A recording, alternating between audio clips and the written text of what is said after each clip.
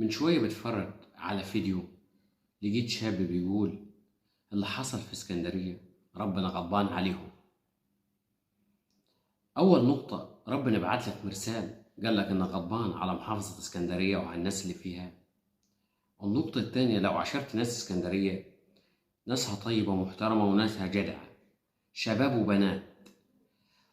طبعا أنا ليا قرايب هناك وناسها كلها محترمة. عيب لما شاب زيك يقول كلامه خلاص،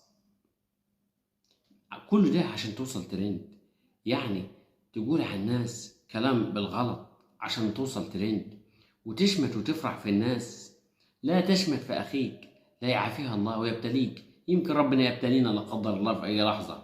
طب قبليها ب10 15 يوم، يومين ورا بعض، يجي زلزال في مصر كلها، يبقى كده غضبان علينا كلنا ربنا. لا يعلم الغيب إلا الله.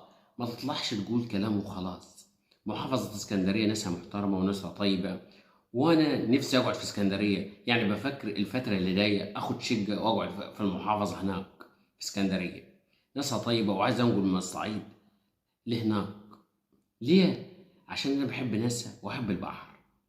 خلي بالكم ما تطلعوش تقولوا كلام وخلاص عبر المنصات. لا تقول كلام صادق، لا ما تتكلمش. ربنا يصلح الحال، وبلاش نشمت في الناس. لا قدر الله يقوم زلزال يهدها كلها ويجيب عليها وطيها على الكل.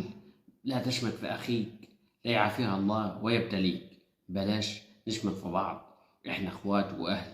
كان نفسي تاني هقول الشباب دي تطلع تقول نساعد المحافظة، نساعد الناس اللي حصلت لها كارثة، الناس اللي قعدت من الشغل، اللي التوك توك بتاعه باظ، اللي العربية بتاعته باظت.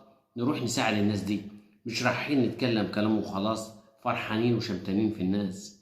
لا، كان نفسي نروح نساعد الناس دياتي، ونشوف الناس اللي حصلت لها كوارث في المودة دياتي نروح نساعدها.